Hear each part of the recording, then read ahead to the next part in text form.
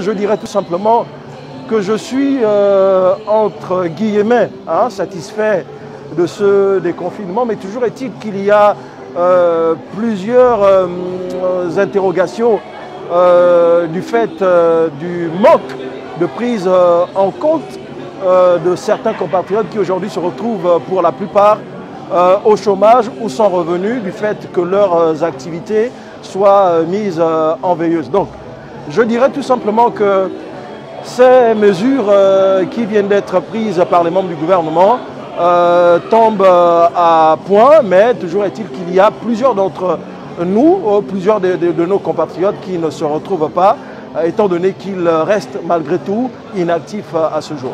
Les hôtels, on en avait besoin parce que 3 mois quand même, sachant qu'ils payaient des taxes, sachant que c'était des grands investissements qui étaient bloqués comme ça, qui rouvrent aujourd'hui. Mais nous supplions encore le gouvernement, nous disons aussi au gouvernement qu'il y a à côté des hôtels, il y a les motels, il y a les bars, ceux-là aussi qui ont des familles à nourrir, ceux-là aussi qui doivent suivre.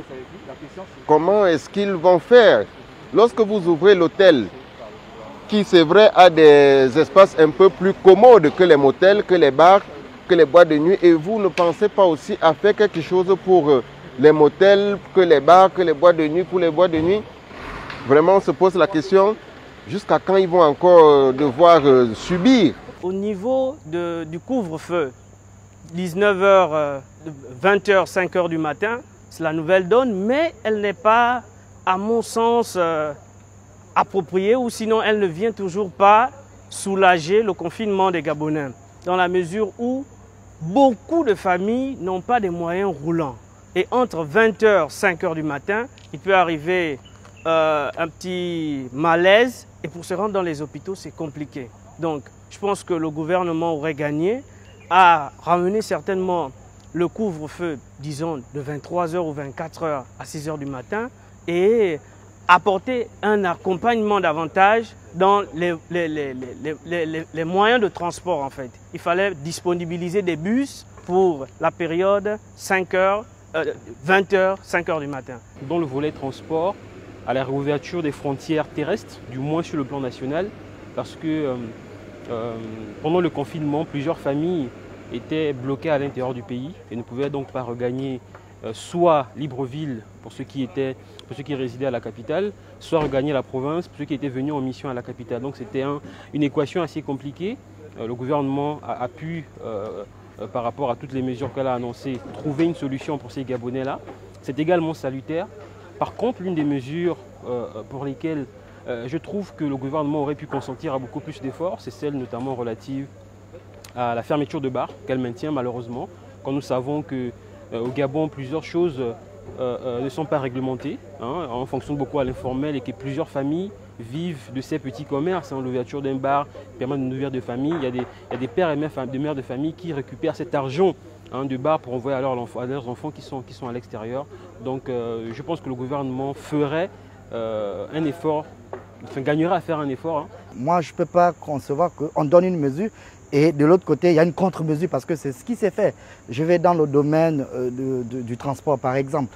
On va dire, oui, les petits taxis passent de 3 à 4 clients, c'est bien.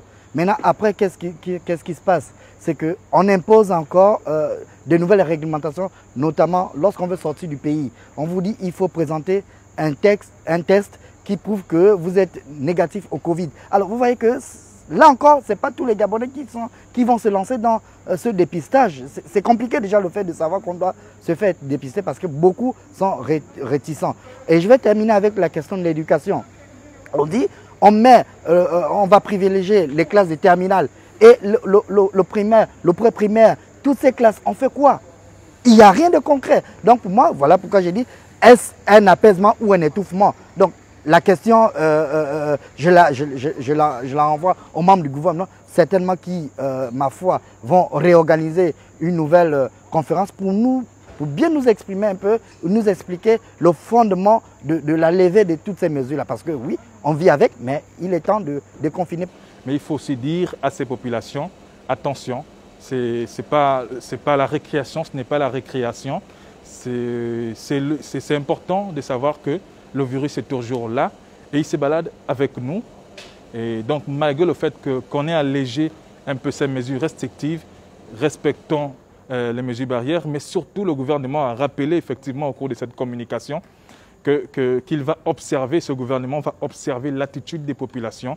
Donc si on observe, si on constate une forme de relâchement et qui favoriserait une augmentation rapide du nombre de cas positifs, eh bien, on serait obligé, le pays sera obligé de revenir à l'ancien modèle qui est notamment lié à la restriction ou bien au confinement total